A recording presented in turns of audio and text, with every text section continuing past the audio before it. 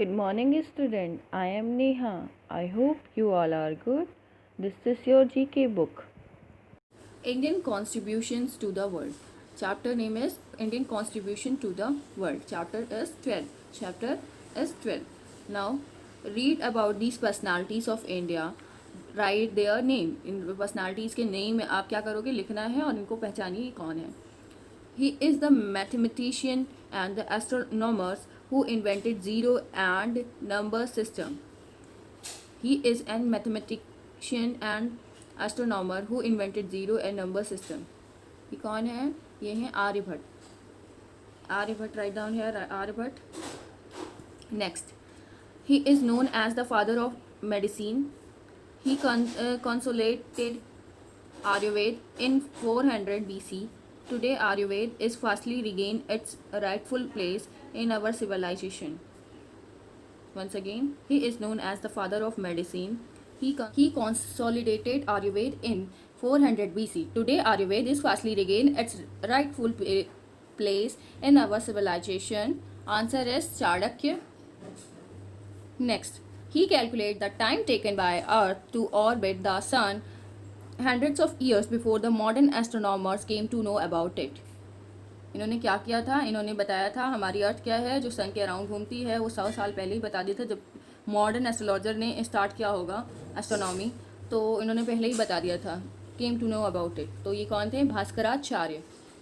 Bhaskaracharya. Next, he is known as father of surgery. He is known as father of surgery. जैसे हमारे यहाँ doctor surgery करते हैं, जो ऑपरेशन करते हैं, वैसे ही इनको क्या बोला जाता है? फादर ऑफ सर्जरी बोला जाता है. तो ये इनका नाम क्या है?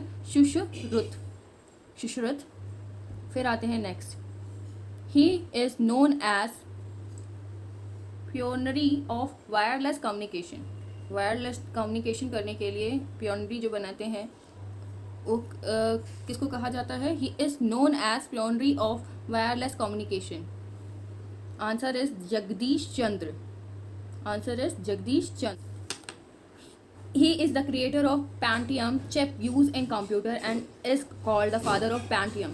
तो Pentium का चिप बनाने के लिए और ये कंप्यूटर में जो लगता है, और क्या बोला जाता है? फादर ऑफ Pentium किसको बोला जाता है? विनोद धाम. विनोद धाम को क्या बोला जाता है? Father of Pentium. ठीक है. Come to the next chapter. Chapter 13, official residence. Chapter name is official residence. ठीक है. चैप्टर क्या है? 13 है. Let us start. An official resident is the house where the head of state, heads of government and any others high government officials live. क्या होता है? एक resident, official resident ऐसी जगह होती है जहाँ पे हमारे जो स्टेट के हेड हैं और जो हमारे गवर्नर हैं उनके हेड हैं या गवर्नर है वो, और हाई गवर्नर है कोई ऑफिशियली जो भी है इनके सब साथ में, तो वो कहाँ रहता है? ऑफिशियल रेसिडेंट में रहता है. Right the clue and identify these official resident of different country. अलग अलग कंट्री के ऑफिशियल रेसिडेंट के बारे में आप आइडेंटिफाई करेंगे और पढ़ेंगे. चलिए स्टार्ट करते हैं. First, this is the official resident of India. President of India का क्या कौन सा ऑफिशियल रेसिडेंट होता है? It's called Rashtrapati Bhavan. It's called राष्ट्रपति भवन. ठीक है. Write down here. Now come to the next. This is the official resident of the president of France. ये ऑफिशियल रेसिडेंट किसका है? पैलेस. क्या है? Elysee palace. Next, third one. This is the official resident of the monarch of England. Answer is Buckingham palace. Buckingham palace. फिर आते हैं next, fourth. This is the official resident of president of Russia. This is the official resident of president of Russia. This one, grand Kremlin palace. Grand Kremlin Palace.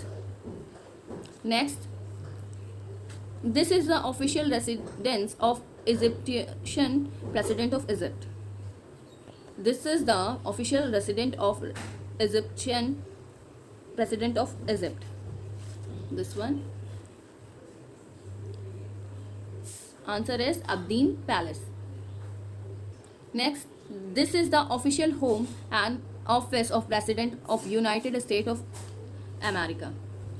This is the official home office of President of United States of America. This one, it's called White House. White House. Now chapter is finished. Thank you.